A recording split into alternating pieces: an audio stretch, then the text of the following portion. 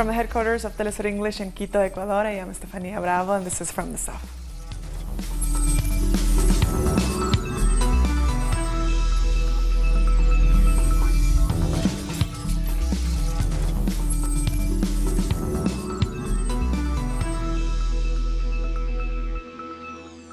The caravan of Central American migrants has continued northward through Mexico, despite threats from the U.S. and Mexican governments to break it up.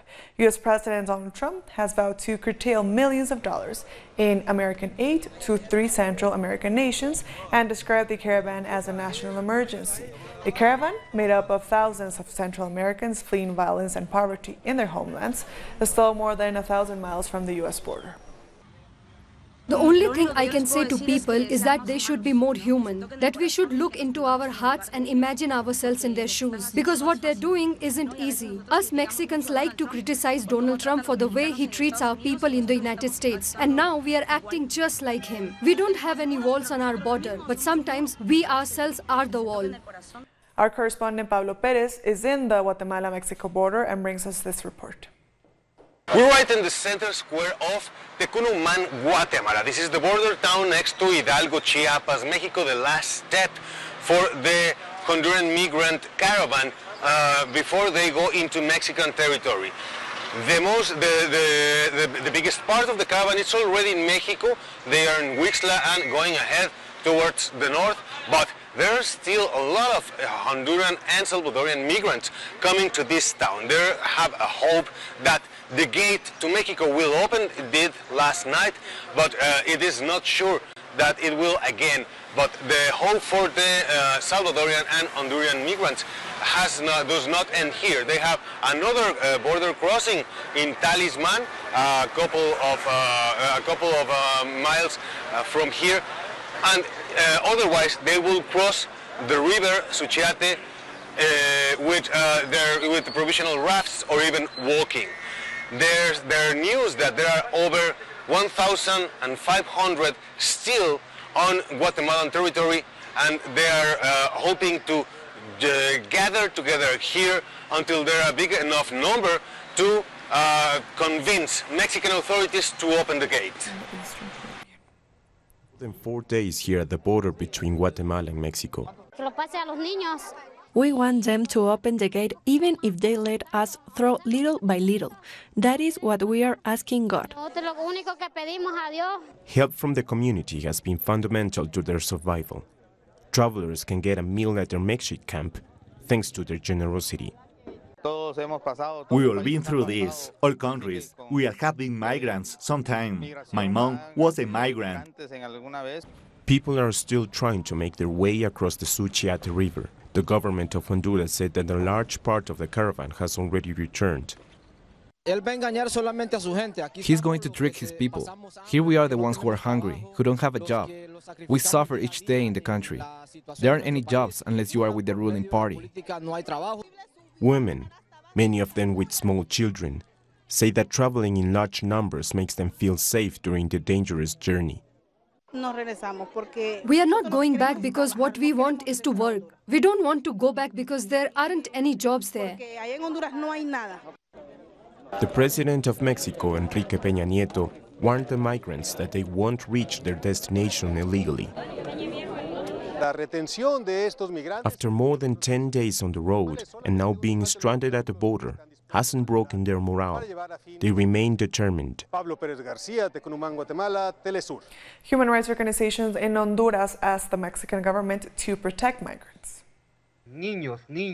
Children, teenagers, and senior citizens' lives are at risk. So we urge authorities to guarantee the right to safe migration and other human rights for our people.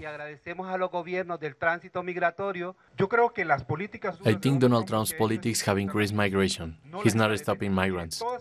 All those people going won't stop. They're gonna continue advancing. And for his part, Mexico's Interior Minister has said that the government will not give in to the threats of the United States. The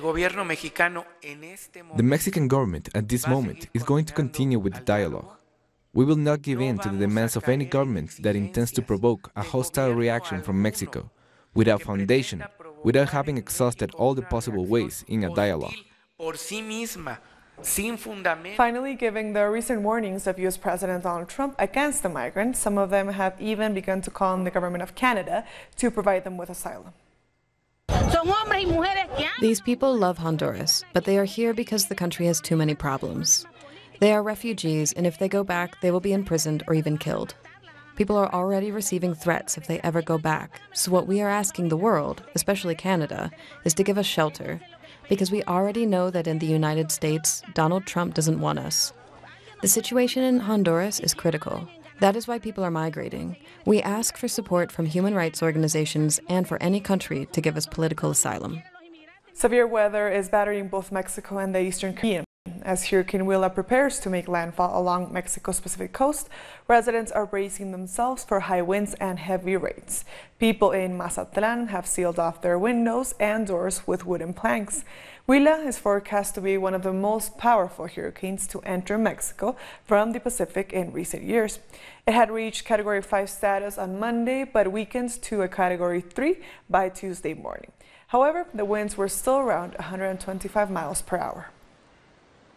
We have to listen to the authorities who are warning us that there may be a strong hurricane. Then we must prepare as much food as possible. And if you have a business, try to protect it as much as possible. And at least 11 people died as Tropical Storm Vicente brought heavy rains to the state of Oaxaca.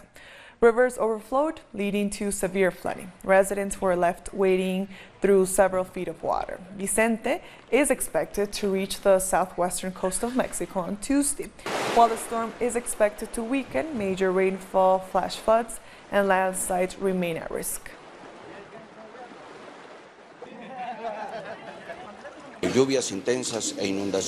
Intense rain and flooding, 2 landslides and sadly, the death of 11 people, 7 minors and 4 adults. The intertropical convergence zone has brought torrential rain to parts of the eastern and southern Caribbean. Venezuela's capital, Caracas, saw heavy flooding on Monday. Highways and main roads were blocked, and the Guaire River burst its banks, causing flooding in several residential neighborhoods. Government officials visited the affected areas, and the Interior Ministry says it will continue to monitor the river levels. In the areas of Carayaca and Macuto, the heavy rains are reminiscent of the 1999 Vargas tragedy. Social media users reported the overflow of the river La Guzmanía in Macuto. Meanwhile, in Puerto Carayaca, residents had to take shelters on rooftops in order to protect themselves from a landslide. And finally, after a weekend of cleanup, Trinidad and Tobago is still struggling to return to normal after heavy flooding throughout the island. At a recently concluded press conference, the Minister of National Security and Communications gave an update. The Met Office has however, just turned its alerts downward. Its alerts downward. The riverine alert is now at orange, and our weather alert has now gone to yellow. So this is some good news. Unfortunately, overnight we did not experience the type of rainfall once again that was expected and predicted. That has worked in our favor. However, having said that, there's always a however, the Met Office has warned that this afternoon we can expect that there may be some heavy rainfalls as we experienced yesterday afternoon along the northern range and touching on western Trinidad. We'll be back very soon. Stay with us.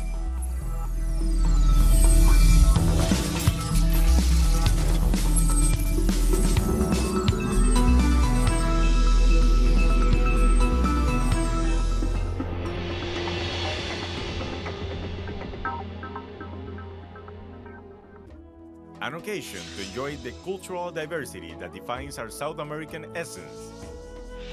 Come along to find out the story behind these personalities, traditions, and artistic expressions that unite us as a whole. Real Lives, Friday, only on Telesur.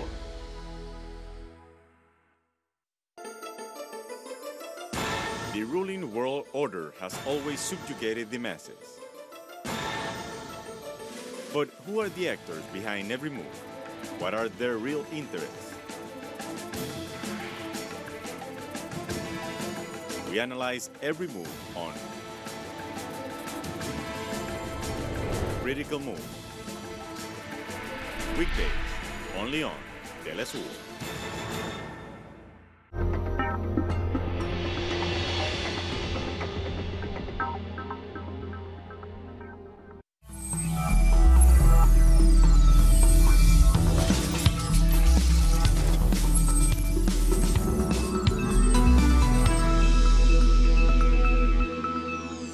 Welcome back. Colombian teachers' unions are staging a 24-hour national strike to demand a better budget for public education.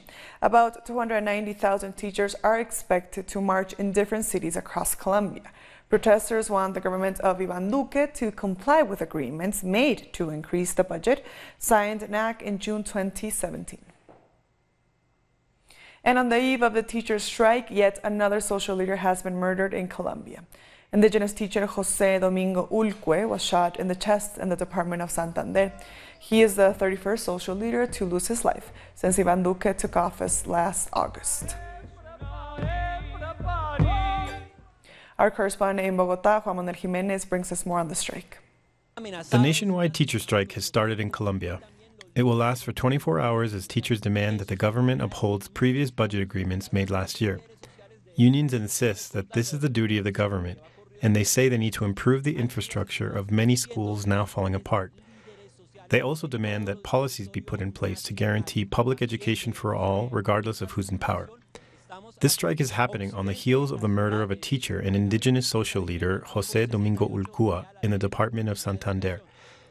Teachers in the region continue to be threatened and be victimized in the armed conflict. In 2018 alone, 173 social leaders have been killed. Today's demonstrations began here, outside the Ministry of Education, and will make its way to Plaza Bolívar. For the past 12 years, the government of Bolivia has implemented a plan that has drastically reduced the number of school dropouts. Let's find out more in this report. Since 2006, the government awards public school students a cash bonus of around $30 for their attendance and finishing the school year. My kid has been receiving this bonus since he started elementary school. He is about to enter middle school now, and every year at around this time he gets very excited for the Juancito Pinto incentive. This initiative helps students to buy school supplies, to buy new shoes, anything they may need for the start of the school year. This program is named after a child hero who was a military drummer during the War of the Pacific, where he lost his life. The Juancito Pinto bonus has drastically reduced the rate of school dropouts. In elementary schools, it's down from 4% to 1%, and in high school, from 8% to 4%. Kids in rural areas will usually drop out of school, but today those numbers have gone down and kids are remaining in school. This initiative was one of the first programs created by the government of Evo Morales after taking power. It's funded by the revenue of 22 state-owned companies. Antes no había Juancito Pinto porque no teníamos empresas del Estado. These initiatives didn't exist before because we had no state-owned companies, but for the past 12 years that changed. And these programs can only improve as more industries are nationalized.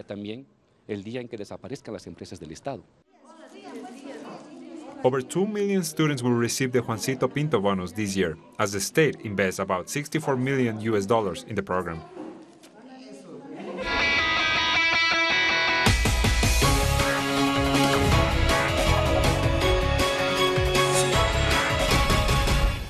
Far-right candidate Jair Bolsonaro's campaign has been marked by verbal and physical violence against Black Brazilians, women, and gender-diverse people.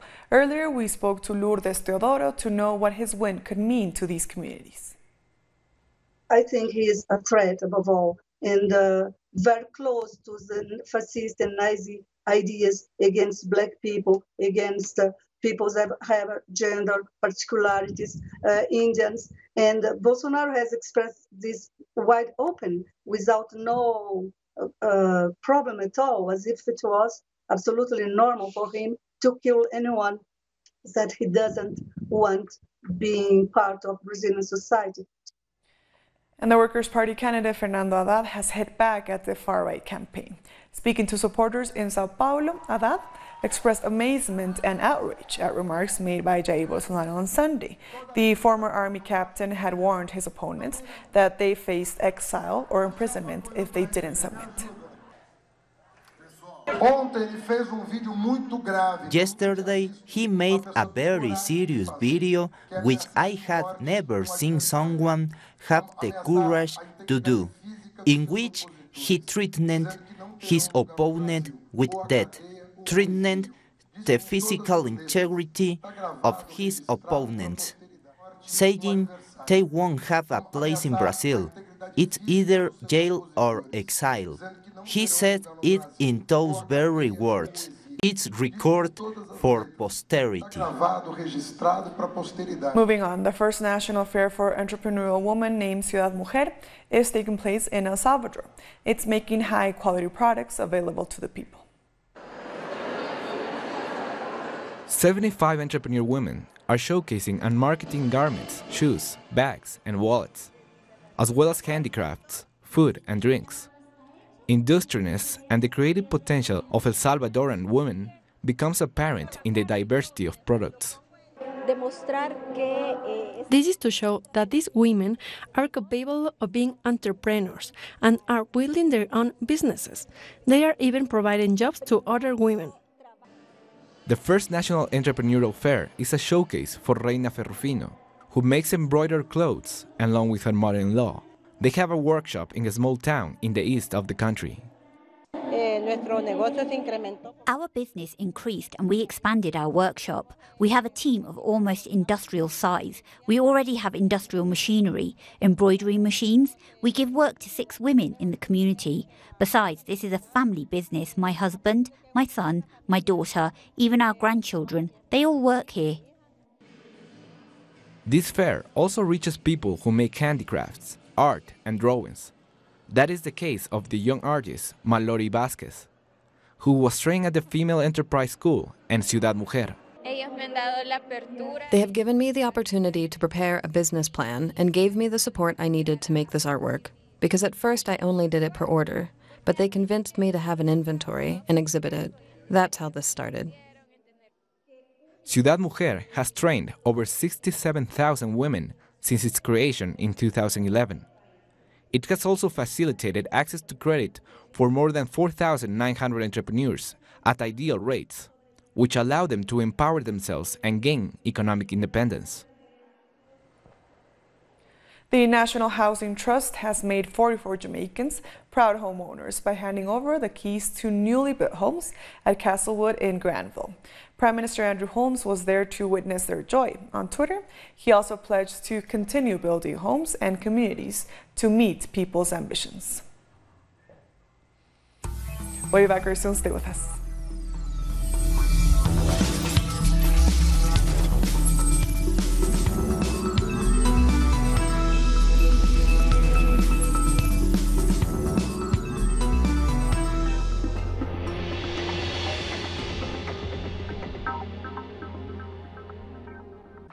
Telesur brings you special interviews with social and political personalities.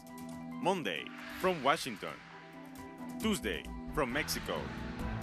Wednesday, from Caracas. Thursday, from Quito. Friday, from Havana.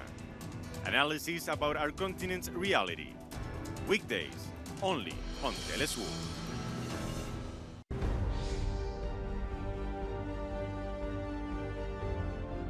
Acompañamos a los pueblos que resisten en cada una de sus luchas. Somos esa ventana que se abre para visibilizarlos entre fronteras.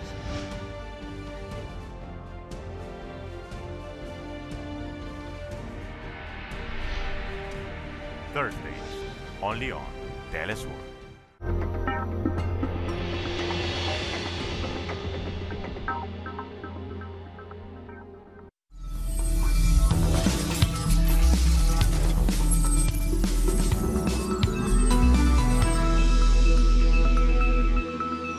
Welcome back. Turkish President Recep Tayyip Erdogan has revealed some details of the investigation into the killing of Saudi journalist Jamal Khashoggi. He confirmed that the murder was pre-planned and that a 15-member hit squad was involved. Erdogan has demanded that all 18 suspects involved should be extradited to Turkey to be tried according to the law of the Republic. He remarked that since the disappearance of Khashoggi, the Saudis have been inconsistent in their versions of events. The information and the evidence that we have so far collected indicate that Jamal Khashoggi was slain in a vicious, violent murder. Whitewashing such barbarity will, of course, injure and wound the conscience of all humanity. And we are, of course, looking forward to the same sensitivity being demonstrated by the administration of Saudi Arabia and all other parties to this affair. Dear friends, the Saudi Arabian administration took an important step by acknowledging and admitting the murder. And now our expectation from them going forward is that all those responsible from the highest degree, highest level to the lowest level will be highlighted, will be brought to justice and will get the punishment they deserve. Turkish media has also released CCTV footage showing a body double wearing Jamal Khashoggi's clothes walking out of the Saudi consulate.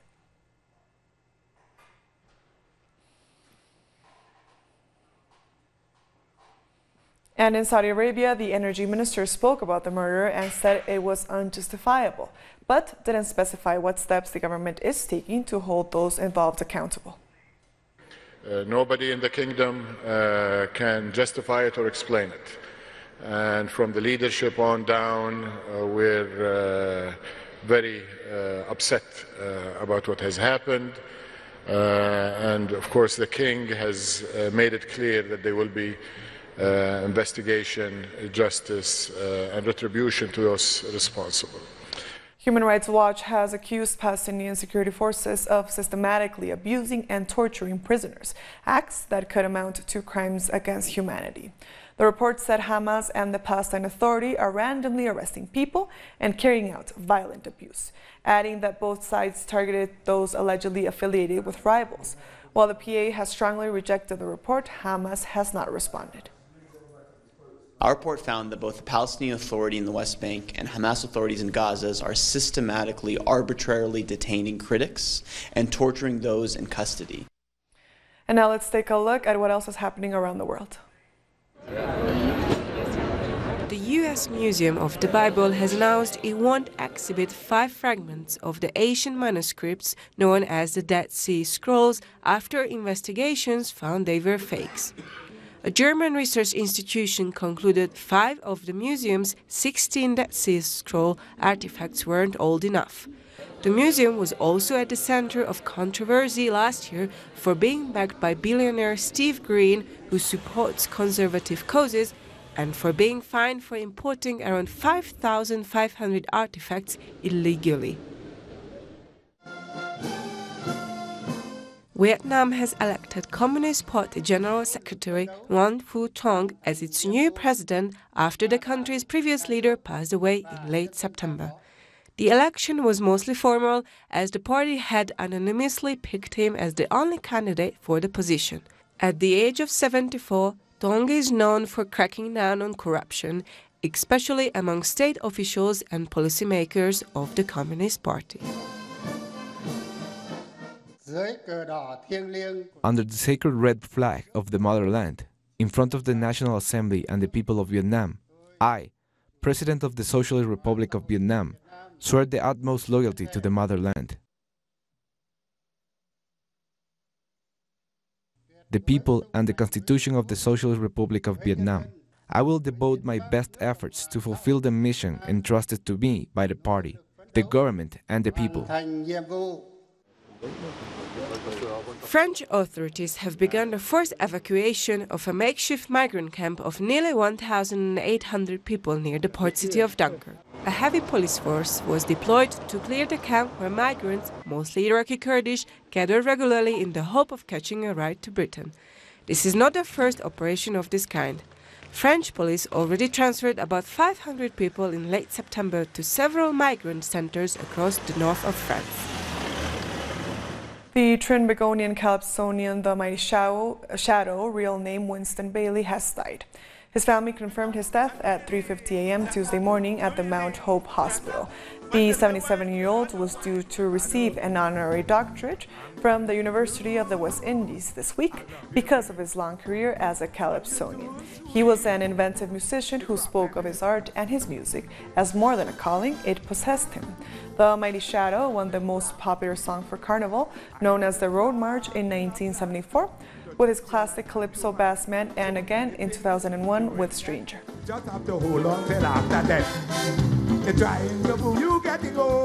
It is indeed a loss for us to lose an icon such as Shadow. He contributed in a remarkable and immeasurable way to the development of culture, soca, calypso in Trinidad and Tobago. He will be sorely missed. The good thing about musicians is their music lives on, and it's sad to know one of those icons has been lost again.